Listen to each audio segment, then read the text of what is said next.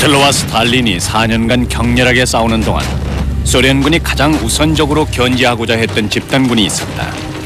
바로 대규모의 군과 장비를 갖추고 소련의 심장부인 모스크바를 향해서 파죽지세로 돌진하는 독일의 중앙 집단군, 즉 중부군이다.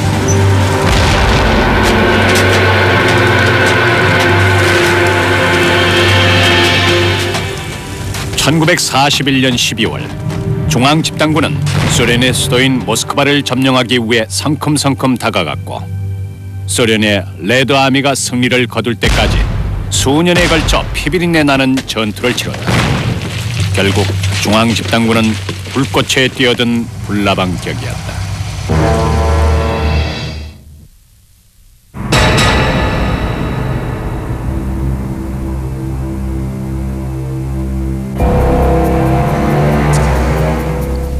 이름에서 알 수 있듯이 중앙집단군은 1941년 6월 22일 히틀러가 소련에 파견한 세 개의 대규모 집단군 중에서 중앙전선을 담당하고 있는 군을 말한다.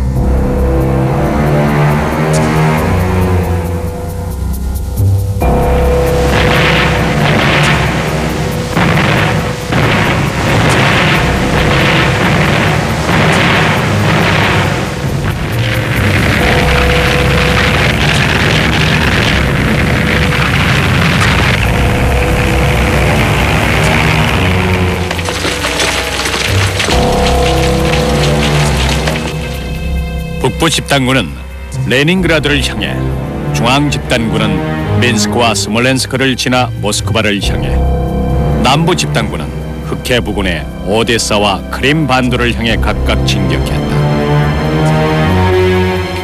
6월 22일 대공세를 위해 보크 원수의 지휘를 받는 중부군을 4개의 강력한 제대로 편성했다. 제4군은 클루게 장군이, 제9군은 스트라우스 장군이, 제2기갑군은 구드리안 장군이, 제3기갑군은 호트 장군이 각각 지휘했고 캐슬링 원수의 지휘를 받는 독일 공군의 지원도 받았다. 중앙 집단군은 독소 전쟁에 참여한 독일의 병력 중 규모 면에서 단연 최고였습니다. 육군 원수인 보크가 지휘했는데 그는 소련을 기습 공격하려는 바바로사 작전을 개시하기 전에 면밀히 점검하기도 했습니다. 냉정하고 매우 날카로웠지만 사령관으로서 뛰어난 전략가이면 틀림없습니다. 육군 원수인 보크는 1940년 5월과 6월에 걸쳐 프랑스 전선에서 대성공을 거두었고 곧이어 중앙집단군의 사령관이자 바바로사 작전을 이끌어갈 명실상부한 지휘관으로 자리를 굳히게 됐습니다. 독일 군사학교의 공수부 출신으로 전투 경험이 풍부했을 뿐만 아니라 신중한 판단력과 과감한 지휘자의 면모를 겸비한 뛰어난 사령관이었습니다. 또한 그는 제2기갑군의 사령관으로 성공적인 지휘를 하여 부하들의 신뢰를 얻게 됨으로써 20세기 가장 명성 높은 지휘관으로 꼽히고 있습니다.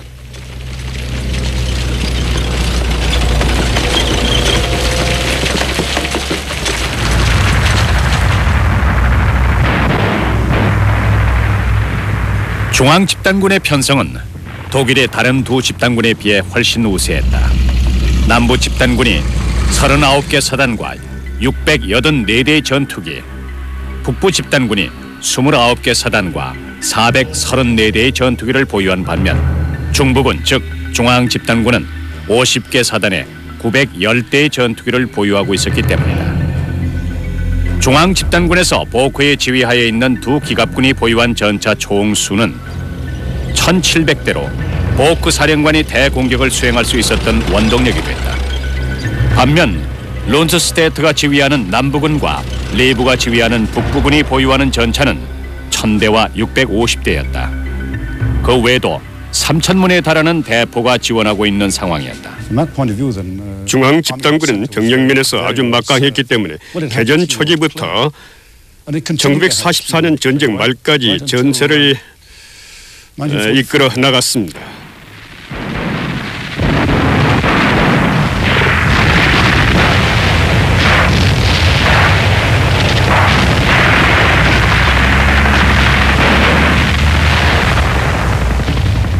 (1941년) 중앙 집단군의 성공 여부는 독소 전쟁의 승패를 가늠하는 열쇠였다.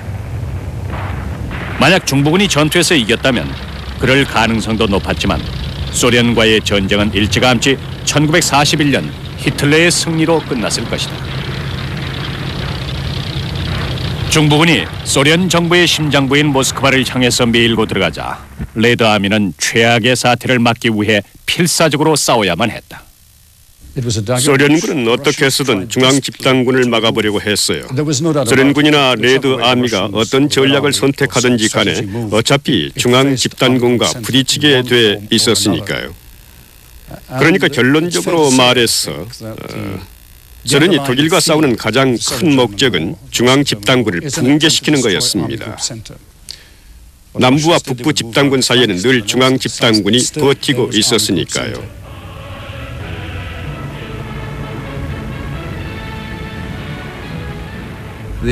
독일 육군 최고 사령부의 참모총장 할드는 중앙 집단군에게 결정적인 전략을 내렸는데 그 이유는 할드를 비롯한 지휘관들은 일단 수도인 모스크바를 점령하면 단일 전장의 전투로 소련의 결정타를 가하여 전쟁에 이길 수 있다고 여겼기 때문입니다.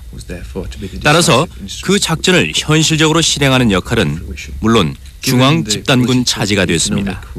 모스크바의 정치, 경제, 교통 및 군사의 중요도가 소련에 미치는 영향을 감안할 때 할드 참모총장은 레드아미가 중앙 집단군이 모스크바를 점령하는 것을 막기 위해 어떠한 희생도 감수할 것이라고 예상하고 서둘러 모스크바로 진격하여 포위 섬멸전을 펼쳐 레드아미를 전멸시키고 모스크바를 점령함은 물론 소련 정부가 잔존 병력들을 모아 독일군에 대항하기 전에 그 능력을 박탈해야 한다는 결정을 내렸습니다. 독소 전쟁 초기에 중앙 집단군의 기습 공격은 대단히 성공적인 것처럼 보였다.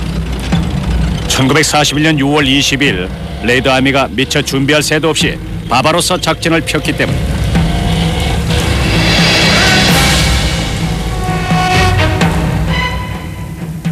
개전 초기 호트와 구드리안 장군이 지휘하는 두 기갑군은 비알리스토크 일대에서 지휘관을 잃고 대혼란에 빠진 레드아미를 포위 섬멸한 뒤 민스크를 향해 밀고 나간다.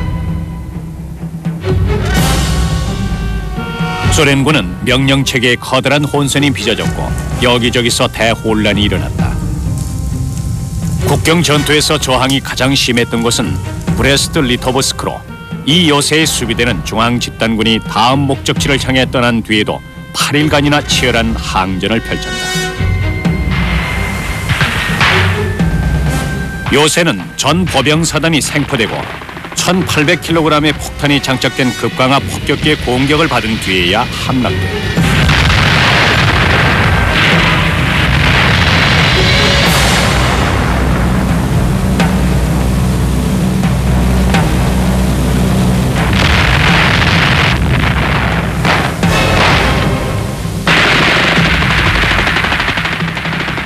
(7,000명에) 달하는 레드아미의 포로들은 소수를 제외하고는 거의 장렬한 최후를 맞았다.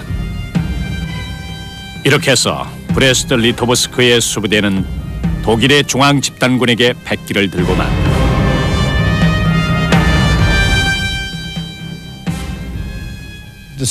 소련의 입장은 대략 다음과 같습니다.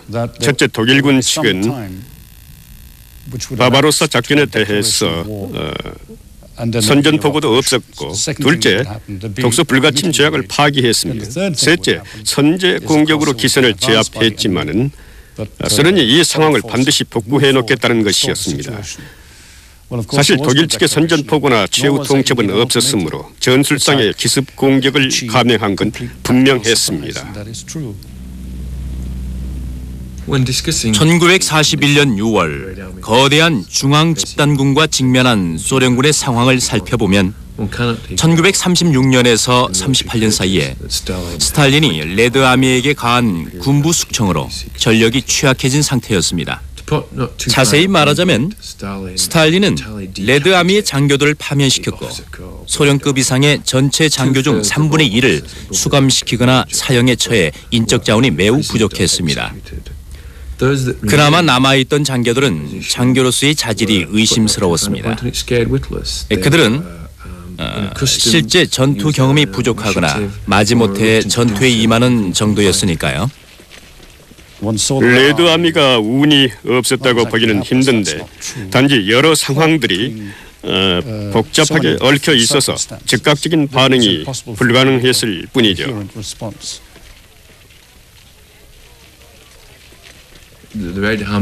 비록 레드 아미가 대군이긴 했지만 모든 장비들이 구식이라 거의 쓸모가 없었어요. 특히 전차와 항공기는 폐물에 가까웠죠. 서부 전선에 있던 레드 아미의 통신 장비는 허술하기 짝이 없었습니다. 전격전이 장기인 독일군이 국경선 안으로 빠르게 밀고 들어옴에 따라 소련을 체계적으로 방어하고 기선을 제압하기 위해서 꼭 필요한 통신 장비 하나 제대로 갖춰져 있지 않은 형편이었습니다. 따라서 개전 초기 소련군은 지휘관과 부대 배치, 장비, 전차, 항공기, 통신 등 모든 면에서 중앙 집단군과 맞서 싸우기엔 역부족이었습니다.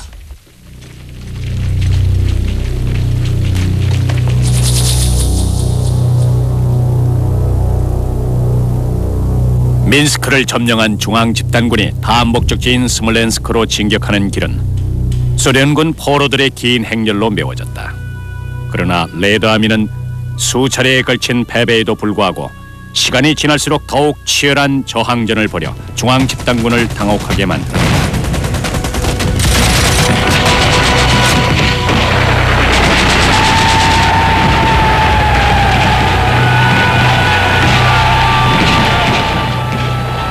게다가 비아스마 전투에서 소련군의 T-34 전차가 출현하자 독일군은 전혀 예상치 못했던 새로운 난관에 봉착하고 만다. 베레아에서 T-34 전차는 독일의 제7보병 사단을 통과하고 곧장 포병 진지까지 진격했다. 그러자 소련 보병의 사기는 하늘을 찔렀다. 이 전투를 전차 공포라고 부르기 시작했다. 1941년 T-34는 보병의 대전차포에도 견디었는데 이때까지만 해도 독일이 보유한 대전차포는 구경이 37mm와 50mm로 그것으로는 T-34를 뚫을 수 없었다. 독일은 T-34를 격파하기 위해 75mm 구경의 대전차포 설계 및 제작에 착수했고 그동안은 88mm의 고사포에 의지할 수밖에 없었기에 고사포는 엉겹결의 대전차포 역할을 대신했다.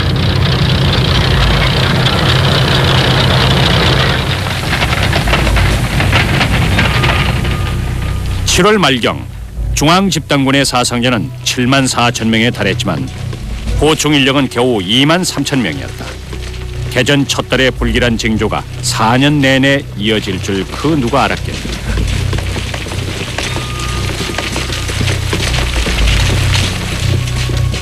6월과 7월의 빠른 진격은 8월과 9월로 갈수록 점점 느려지기 시작한 반면 소련의 저항 열기는 전혀 식을 줄을 몰랐다.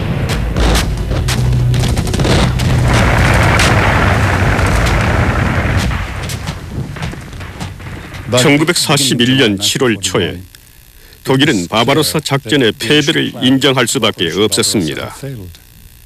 소련군이 붕괴될 기미가 전혀 보이지 않았기 때문인데 소련군을 무참히 짓밟긴 했지만은 뿌리 뽑진 못했습니다. 전장에서의 승리에도 불구하고 중앙 집단군의 모스크바 침공 작전은 실패하고 말았다. 이 중대한 시점에서 히틀러는 갑자기 대략적인 전략을 변경하게 이른다.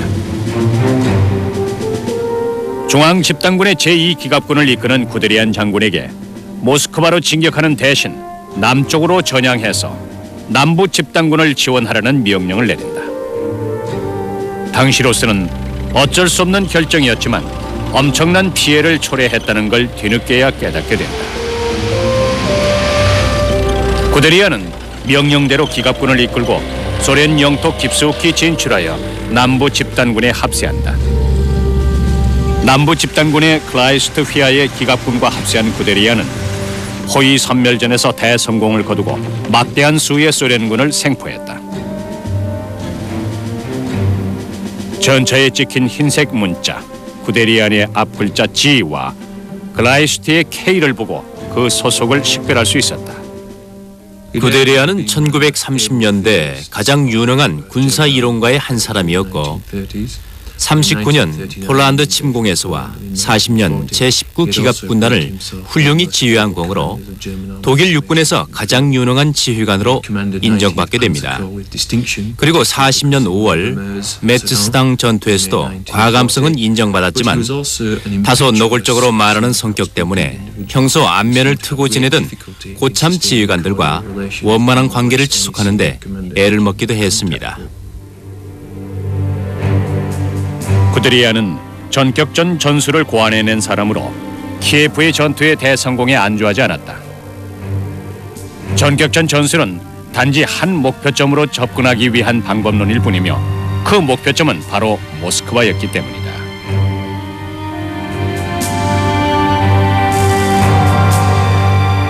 히틀러는 구데리안이 모스크바 공략을 굽히지 않자 분노를 느꼈고 둘 사이의 껄끄러운 감정은 1941년 12월 사령관직에서 해임시키는 화근으로 자리 잡는다. 목표 지점 결정에 문제가 있었어요.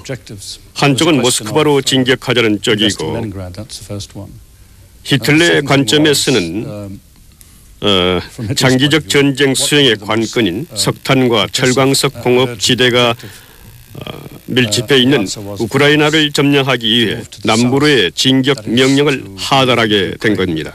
따라서 바바로사 작전 수행 과정상 목적지 변경 문제로 인한 언쟁이 불가피했던 것이죠. 바바로사 작전의 총체적인 목적지에 대한 혼란은 아돌프 히틀러와 참모총장인 프란즈 할더 사이의 전략적인 목적지를 정하는 데 있어서의 의견 대립으로 불거지게 됐습니다. 히틀러와 당시 독일의 육군 참모총장인 할더는 소련군을 최대한 빨리 괴멸시켜야 한다는 데는 공감했지만 무엇이 최선의 방법인지에 대해서는 뜻이 달랐습니다. 독일의 육군 참모총장 할더가 모스크바로 진격할 것을 주장한 반면에 히틀러는 할더와 독일 육군 최고 사령부의 주장을 완강히 거부하면서 농업과 경제 자원이 밀집해 있는 우크라이나와 남부로 신속히 이동해서 레닌그라드를 점령해야 한다고 주장했습니다. 바바로사 작전은 관점에 따라 여러 방향으로 나뉘었지만 구데리안과 같은 야전 지휘관들은 히틀러의 즉흥적인 명령에 따르지 않고 자신들이 옳다고 생각되는 결정을 관철시켰습니다.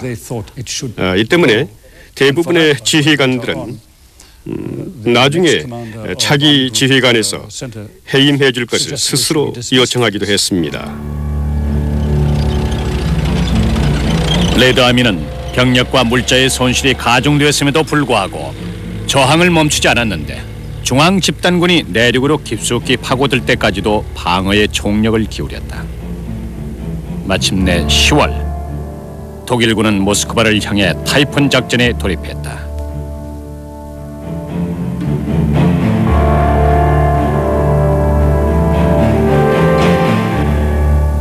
(11월) 할더는 세 개의 집단군과 동부 전선에 배치되어 있는 야전군의 참모장들을 소집하여 드니페르강 근처의 오르샤에서 회의를 열었다. 회의의 주요 안건은 동부 전선에 있는 독일군이 현재 전선을 따라 계속 밀고 나가느냐와 세 집단군이 날씨가 풀리는 봄까지 기다릴 것인지 아니면 겨울에도 계속해서 공격할 것인지에 관한 것이었다.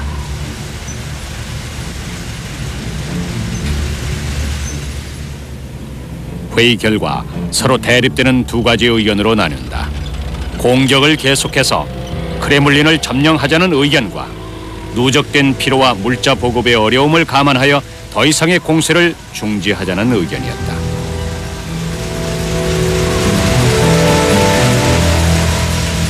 이 회의를 마친 뒤에 곧바로 야전 지휘관들이 모여 보다 긴급한 현안들에 대해서 회의를 열었다. 육군 원수 클루게는 전방부대를 순찰하며 참호를 지키고 있는 사병들과 하사관들의 의견을 수렴하기도 했다. 며칠 동안 심사숙고한 끝에 세 집단군은 최종 목적지인 모스크바를 점령하기 위해 마지막 총공세를 펼쳐야 한다는 결론에 도달한다.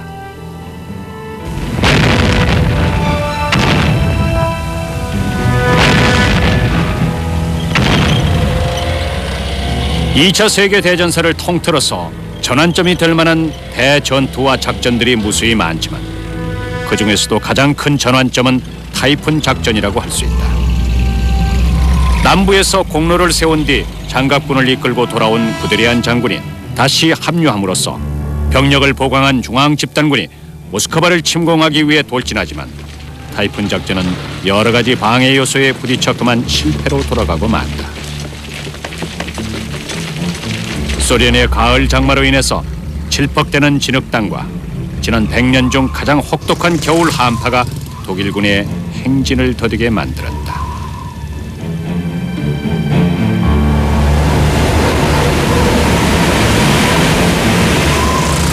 열악한 기후와 레드아미의 끈질긴 저항에도 아랑곳 않고 중앙 집단군은 소련의 심장부를 향해서 행군을 계속했다. 그리하여 12월 첫째 주에는 모스크바 교외 지역에 들어섰다. 크레물린에서 15마일 떨어진 곳으로 크레물린 궁의 탑이 희미하게 보일 정도였다. 그러나 지금까지 좋기 1000마일을 행군한 데다 가야 할 길 또한 막막하기만 했다.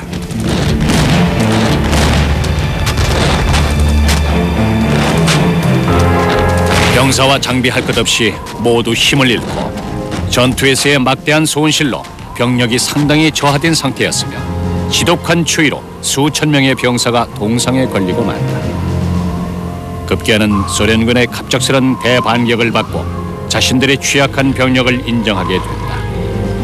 타이푼 작전은 실패로 돌아간다. 타이푼 작전은 중요해요. 모스크바 침공이 목적인 바바로사 작전의 절정이라고 할 수 있으니까요.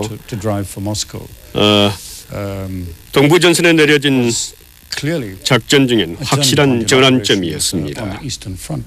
문제는 모스크바로의 진격 시기가 너무 늦었다는 데 있습니다. 악천후의 보급 문제까지 겹쳤으니까요. 제가 봤을 때 타이푼 작전은 아주 중요한 의미를 띠고 독소 전쟁 초기의 전략상의 전개임에는 틀림없지만은 2차 세계대전에 가장 중요한 전환점이었다고 단정짓기는 어려운 것 같습니다.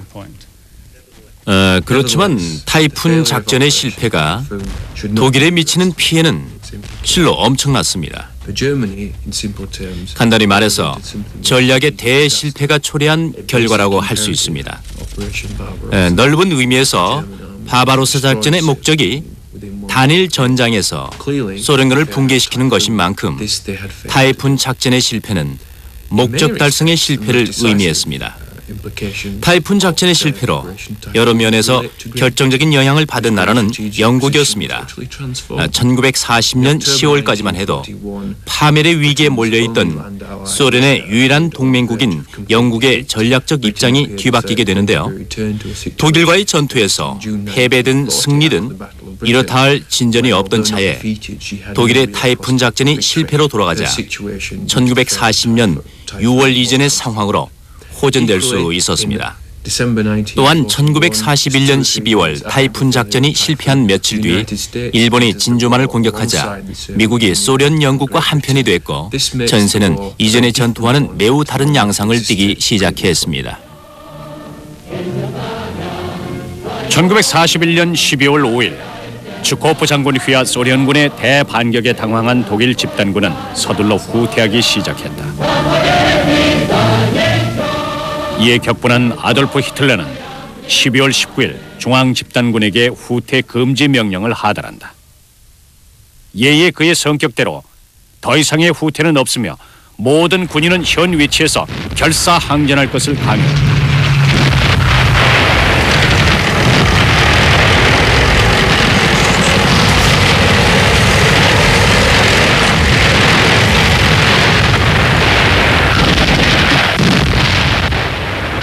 놀랍게도 중앙 집단군은 소련의 공격을 제압하기에 충분할 정도로 훌륭히 방어해내 10월에 점령했던 전선까지만 물러난다.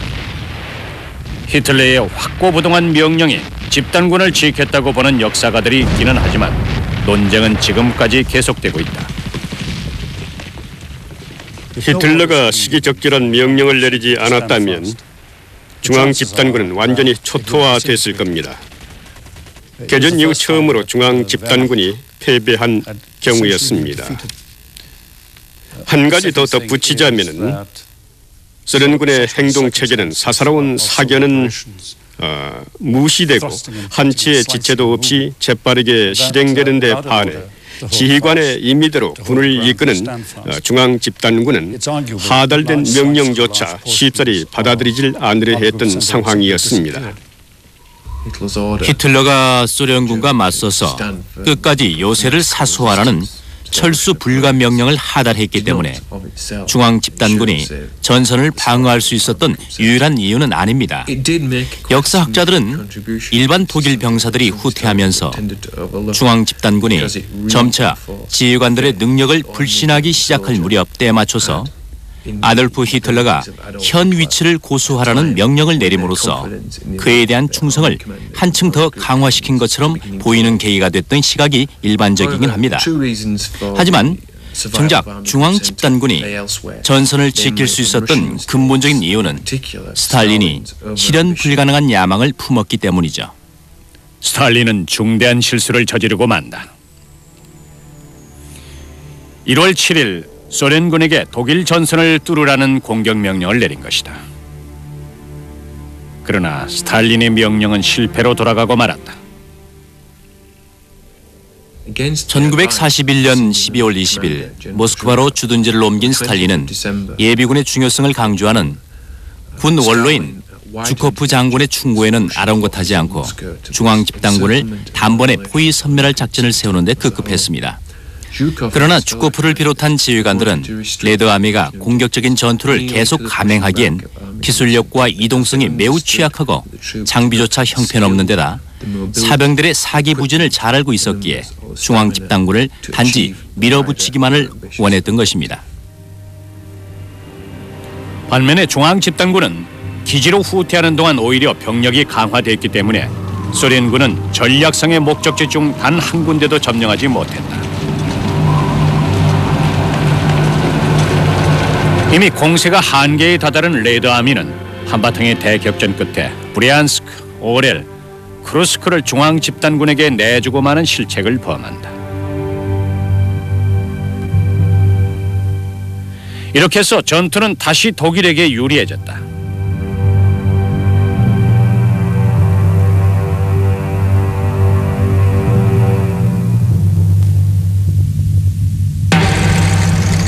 (1942년) 하계 전투 초반 세계는 숨을 죽였다.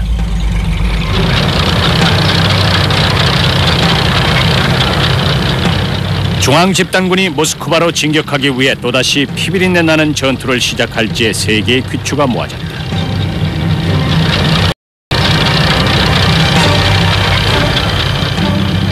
반격은 없었다. 히틀러는 전 집단군을 전략상 이유로 갑자기 이동시킴으로써 스탈린보다 한 수 앞서갔다. 히틀러는 야전 지휘관들의 충고를 받아들여 남부 집단군에게 모스크바로 진격하는 대신 카프카스 유전지대를 점령하려는 명령을 하달하게 된다. 이 명령으로 독일군은 크림반도를 뺏기고 스탈린그라드에서 대실패라는 불운을 맞이하게 된다.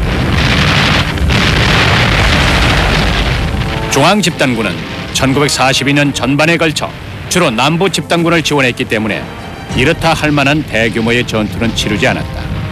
반면 독소 전쟁 전 기간에 걸쳐 소련의 전선은 한시도 조용할 데가 없었다.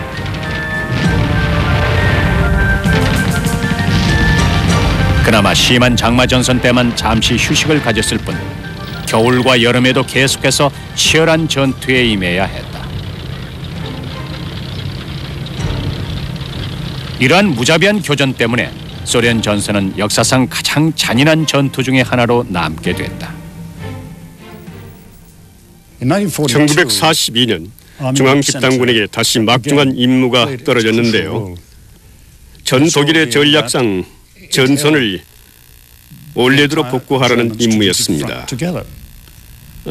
그러기 위해서 가장 시급한 일은 아주 어렵고도 위험한 일로 소련군이 지난 겨울 북부와 중부 전선 깊숙이 뚫고 들어와 쳐놓은 방어 진지를 말 그대로 대청소하는 일이었습니다. 중앙 집단군은 남부 집단군의 긴밀한 원조를 받아서 이 임무를 실행에 옮겼습니다.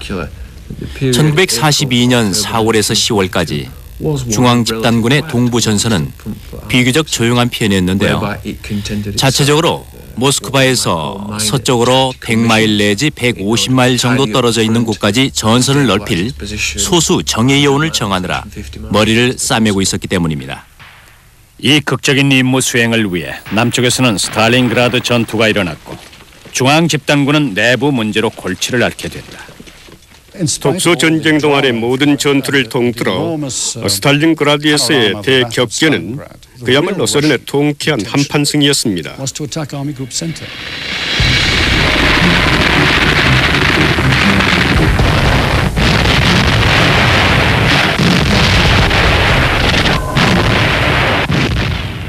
1942년 11월 소련은 스탈린그라드에 원래보다 더 많은 병력을 징집해 놓았습니다. 스탈린그라드는 측면에 있었고 비록 소련의 첫 번째 반격일지라도 중앙 집단군에겐 치명타였습니다. 매우 흥미로운 점은 독일 측이 10월과 11월에 명시해 놓은 전투 기록에 따르면 소련의 주요 공격 대상은 중앙 집단군이라고 추정해 놓았는데요. 스탈린그라드 전투를 보면 한 가지 의문이 생깁니다. 여기서 분명히 짚고 넘어갈 것은 1942년 소련의 진짜 공격 목표가 무엇인가입니다. 스탈린그라드는 미끼였을까요? 함정이었을까요?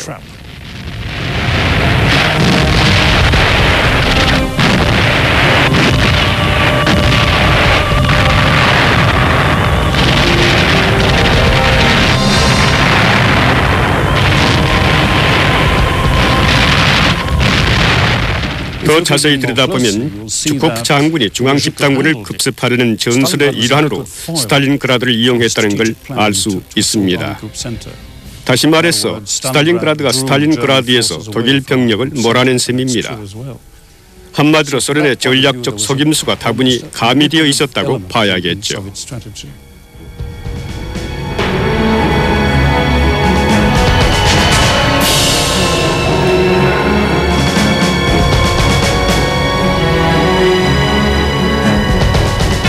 (1942년) 여름과 가을 동안 레제프시 주변에는 연일 맹렬한 전투가 이어졌다.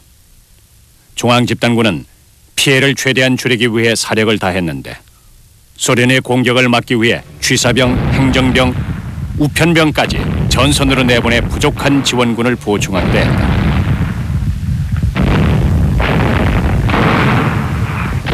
결국 전선을 지키는 데 성공했으나 그뿐이었고 풍전등화와 같은 신세였다. 1942년 10월의 고요는 11월 소련의 마르스 작전군이 모스크바의 서쪽으로 진격하면서 깨졌습니다. 소련이 베리카이 루키에 무차별 공격을 퍼부었다. 1942년 10월 말에 개시한 마르스 작전에 참여한 두 개 집단군은 서부 전선군과 칼린 전선군이었습니다. 돌출부에 주둔한 독일의 제9군을 포위한다는 개념이었으나 소련이 노리고 있던 진짜 사냥감은 인구 18,000에서 19,000 사이의 소도시 베르크아이 루키였습니다. 베르크아이 루키는 철도 교통의 중심지일 뿐만 아니라 베르크아이 루키를 정점으로 소련이 중앙 집단군의 오른쪽 측면과 북부 집단군의 왼쪽 측면을 이어 삼각형을 형성하는 군사 전략상의 요충지였기 때문입니다. 두 집단군이 접한 곳은 늘 쉽게 공격이 행해지는 지점이었다. 1943년으로 넘어가는 긴 겨울 동안 북부 집단군과 중앙 집단군 양쪽 모두 베리카이 루키를 뺏기지 않기 위해 각별한 신경을 써야 했다. 1942년 12월 갈리츠키 장군이 지휘하는 소련 충격부대가 베리크아이 루키를 지키던 7,000명에 달하는 독일군 수비대를 포위하자 샤비레 장군은 병사들의 희생을 최소한으로 줄이기 위해 독일 전선 서부로의 즉각적인 후퇴를 허락해 줄 것을 계속 요청했지만 아돌프 히틀러는 이를 기각하고 결사 항전을 명령했습니다. 그 뒤 몇 주 동안 소련군은 독일 포로군을 두 집단으로 나눴습니다. 독일 포로군은 베르크하이 루키의 성벽 안 그리고 동부 외곽 지대에 위치한 크레물린에 꼼짝없이 갇히고 말았습니다. 불행히도 12월 중반 들어 마르스 작전은 성공하지 못한 채 중도에서 취소되고 말았습니다. 물론 이득도 있었습니다. 독일군은 마르스 작전을 계기로 사실상 데미안스크의 돌출부를 포위 공격할 가치가 없으며 그동안 소련군 지휘관들이 스탈린그라드로 진격을 감행한 이유는 마르스 작전의 명분에 지나지 않음을 깨닫게 됐습니다. 따라서 중앙집단군이 스탈린그라드로 지원사단을 보낼 필요도 없어졌습니다. 베르크하이 루키에 있던 중앙집단군은 위기를 모면했지만 남부집단군은 스탈린그라드 전투에서 대실패를 범하고 말았다. 독일 제6군 전 병력에 대한 손실은 소련 전선에서 싸우고 있는 독일군들에게 커다란 파문을 일으켰다. 1943년 봄 만슈타인 육군 원수가 행운의 여신의 도움으로 남부 전선의 상황을 복구하자 히틀러는 그에게 마지막 총공세를 퍼부으라는 명령을 하더랍니다. 이것이 1943년 여름의 가장 대규모의 공격적인 요새 작전이다.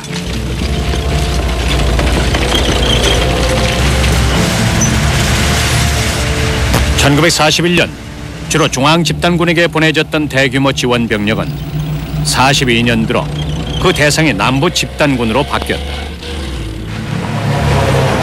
1943년 하계 전투에서 남부집단군에게 대규모의 공격으로 레드아미에게 결정타를 가하라는 막중한 임무가 떨어졌다.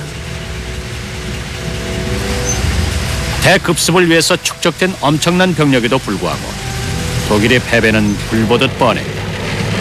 독일군의 인내심은 이미 한계에 도달해 있었지만 남부 집단군을 포함한 독일군은 요새 작전이라는 대도박에 기꺼이 운명을 걸기 시작했다. 거대한 공격군으로 북쪽을 맡았던 중앙집단군은 소련이 독일 전선 안으로 파고들어와 차지한 쿠르스크 돌출부를 점령하기로 결정했다. 이 돌출부는 소련에게도 아주 중요했기에 소련은 그 어느 때보다도 단단한 방어 전선을 구축했습니다.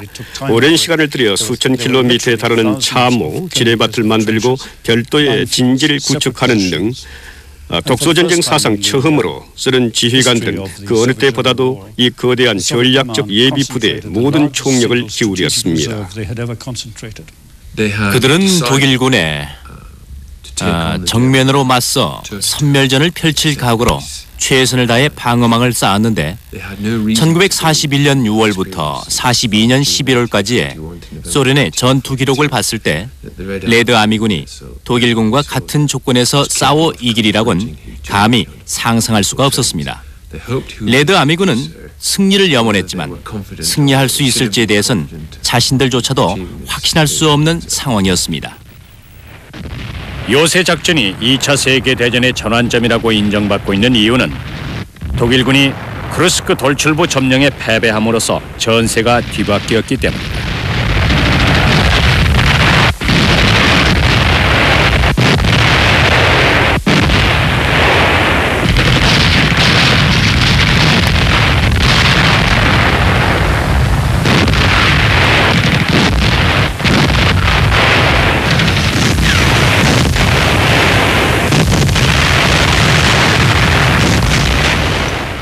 히틀러가 서방수라고 부르는 모들이 지휘하는 중앙집단군은 북쪽에 있는 쿠르스크를 격파하는 데 실패했습니다.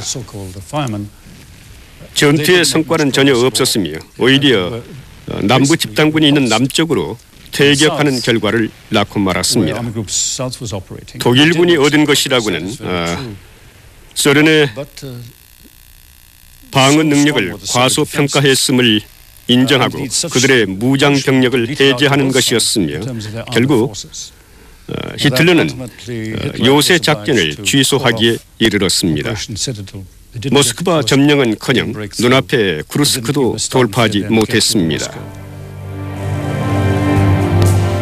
요새 작전은 막대한 손실을 남긴 뒤 1943년 7월 끝을 맺는다. 그 결과 독일은 승리의 마지막 기회를 놓친다.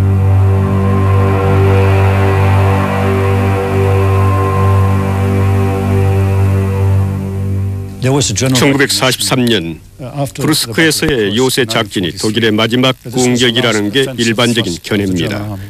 사실 쿠르스크 공격 이후 1943년 가을부터는 소련 영토 내에서 독일의 공격전은 다시 일어나지 않았습니다. 독일군에겐 영구 후퇴하는 방법만이 살아남는 유일한 길이었으니까요.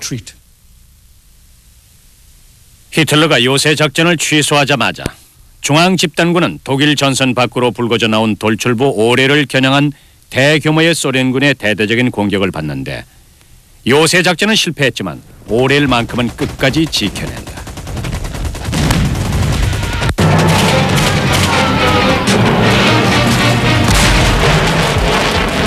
그때부터 플룩의 육군 원수가 이끄는 중앙집단군은 레드아미군의 대대적인 기습 공격의 희생물이 되어야 한다. 중앙집단군은 격렬한 하계 전투에서 엄청난 병력을 손실한 터라 미처 병력을 회복할 새도 없이 소련군을 피해 후퇴해야만 했다.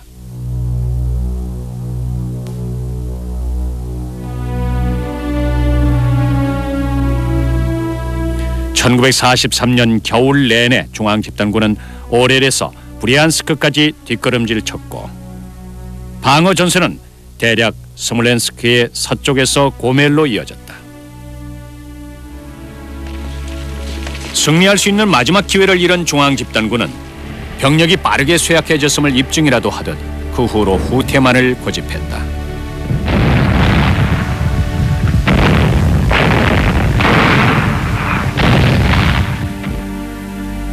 (1944년 6월 22일) 레드아미는 치밀하고도 대규모로 계획된 암호명 바그레이션 공세 작전을 개시해서 불과 2주 만에 중앙집단군을 거의 전멸시키기에 이르렀다. 집착에 가까운 히틀러의 후퇴 불가 명령은 독일군을 비참하게 몰아갔다. 중앙집단군 대부분이 6월 23일부터 시작된 소련군의 신속한 공격 앞에서 완전히 붕괴되고 말았다. 7월 3일 소련군은 민스크를 탈환하고 35만 명의 독일군 포로들을 사로잡아 강제 행군시켰다. 1944년 8월 19일 동부에서의 전투는 스탈린그라드 전투보다 훨씬 더 비참한 상황으로 끝을 맺었으며 소련군은 동프로시아 경계선까지 올라갔다. 간단히 말해서 바그레이션 작전은 중앙집단군을 괴멸시키는 결과를 초래했습니다. 소련군의 무자비한 대규모 공격에 시달리던 중앙집단군은 4주 만에 군대로서의 형태를 완전히 상실하고 말았던 것입니다.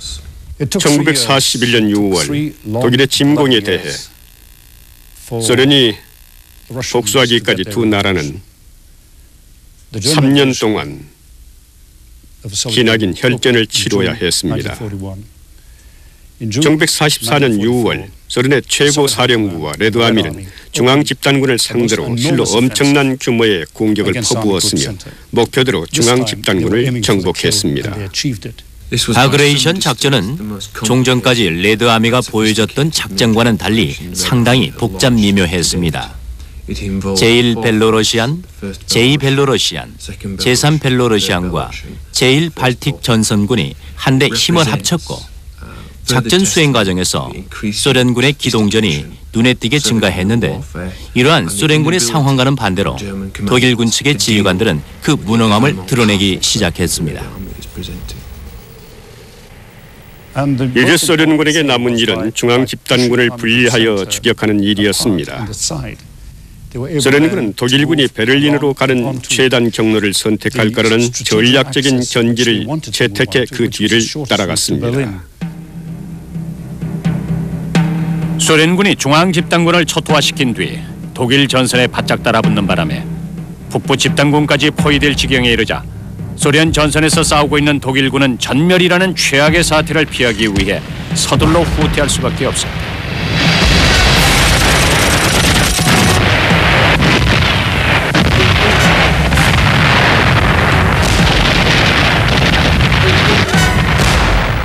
(1944년 6월 19일) 포위 선멸전을 치르는 동안 동부 전선에서 단련된 병사들을 거의 잃자 쇠르네 장군은 새로운 중앙 집단군을 조직해 1945년 독일의 마지막 공격을 감행하기로 한다.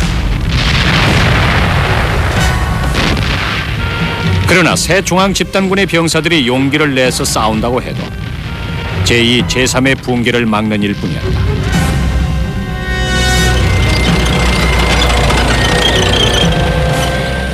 1945년 1월 중앙 집단군은 동프로시아의 쿠스트핀에서 소련군에 의해 다시 주머니 모양의 포위망 안에 갇히는 신세가 됐지만 1945년 4월까지 계속해서 투항합니다.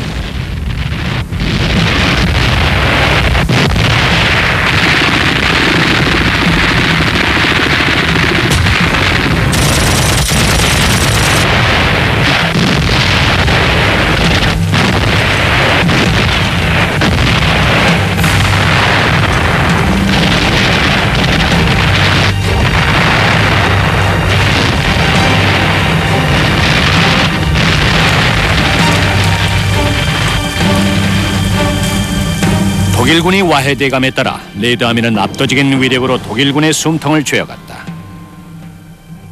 마지막까지 살아남은 생존자들은 코니그스버그에서 포위됐고 결국 1945년 5월 8일 소련에 항복하고 만다.